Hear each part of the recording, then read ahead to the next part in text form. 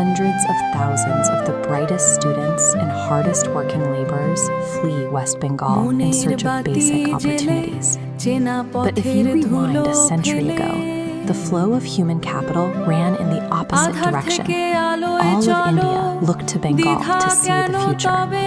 In 1908, the philosopher Sri Aurobindo argued that Bengal was a spiritual vanguard. He believed the region was specifically chosen to awaken India's nation soul. The region once hailed as the spiritual engine of India's rebirth is now defined by the depth of its institutional decay.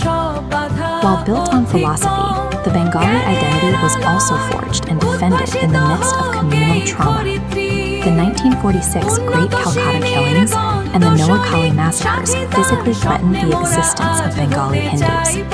Leaders like S.P. Mukherjee responded by carving out West Bengal as a protected sanctuary for the Bengali people.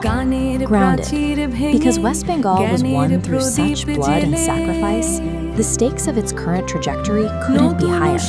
In 1960, West Bengal was an economic titan with a 10.5% share of the national GDP. But recent figures trace a dramatic shift, showing Bengal's share collapsing to just 5.6% today. A popular political myth blames this collapse on the 34-year communist rule that began in 1977.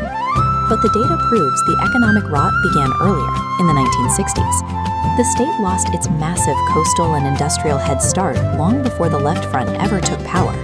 Ideology and political gridlock certainly accelerated the decline later on, but the abandonment of Bengal's economic engine has been building for decades. To understand the human cost of that stagnation, we have to look at the ground-level reality of the informal labor market. This graph tracks West Bengal's informal employment between 2015 and 2023. The downward trend represents a loss of 3 million informal jobs. Now look at Maharashtra over the same axis. In that same time frame, they added 2.4 million workers. This creates a desperate situation.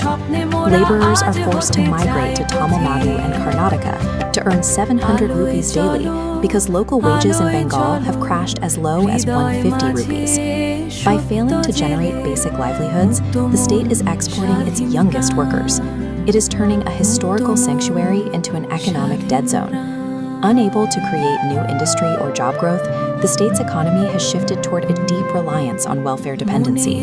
This budget pie chart illustrates the cost. The government spends upwards of 40,000 crore rupees annually on welfare schemes, like Lakshmi Bandar, which crowds out infrastructure investment. It mirrors the Roman cura annone, the grain dole used by failing empires to pacify jobless populations. This model successfully buys short-term electoral allegiance, but it permanently cripples the ability to build long-term capacity. This brings us back to Sri Aurobindo's 1908 vision of Bengal as the nation soul. That vision stands in stark contrast to the present. State institutions are in decay, and regular employees are forced to fight the administration for their basic dearness allowances. A region can possess a profound spiritual heritage and a brave revolutionary history, but the soul of a state cannot be sustained if its economic body is left to starve. Friends and fellow citizens, as the heat of summer rises, so does a pivotal moment in our history. When you walk into that polling booth, carry with you a single profound freedom has a cost. We must remind the next generation that the liberties we enjoy were earned through sacrifice. It is now our duty to protect them. We are not here merely to cast a ballot. We are here to reclaim our identity. For too long, we have looked elsewhere. No more. Let us build a Bengal so vibrant, so principled, and so progressive that the rest of India looks to us as the gold standard. Let India imitate Bengal, not the other way around.